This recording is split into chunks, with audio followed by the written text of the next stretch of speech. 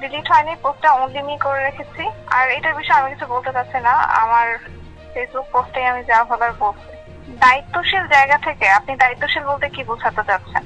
আমি যখন দেখবো আমার দেশের উপর কোনো থ্রেট চলে আসতেছে, আমি মনে করবো আমার দেশকে বাঁচানোর জন্য আমার যতটুকু বলা উচিত সে বলাটাই আমার দায়িত্বশীলতা। ঠিক আছে? রিসেট বাটন পুশ করা মানে কি? অতীত মুছে ফেলা মানে কি? আমাদের মুক্তিযুদ্ধ হচ্ছে মীমাংসিত সত্য, আমাদের জাতির পিতা বঙ্গবন্ধু, এগুলো সবই মীমাংসিত সত্য। রিসেট বাটন পুশ করে সব অতীত মুছে ফেলা, এটা মানে কি? এটা তো তাহলে আমি তো মনে করি যে আসলে মুক্তিযুদ্ধের বিরোধী শক্তি আমাদের দেশে এখন গভর্নমেন্ট হিসেবে আছে।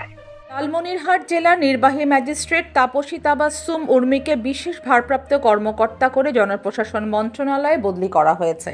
রোববার জনপ্রশাসন মন্ত্রণালয়ের এক প্রজ্ঞাপনে কী কারণে তাকে ওএসডি করা হয়েছে তার কোনো উল্লেখ ছিল না।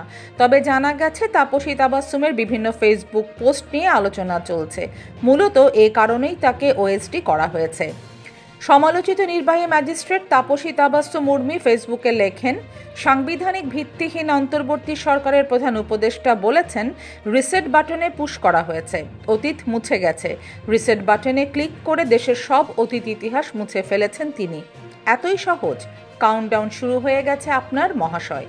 উর্মি বলেন, আমি পোস্ট দিয়েছি, এটাই তো যথেষ্ট, অনলি মি করেছি, বিভিন্ন কারণে হতে পারে, এ বিষয়ে আমি কোনো মন্তব্য করতে চাই না।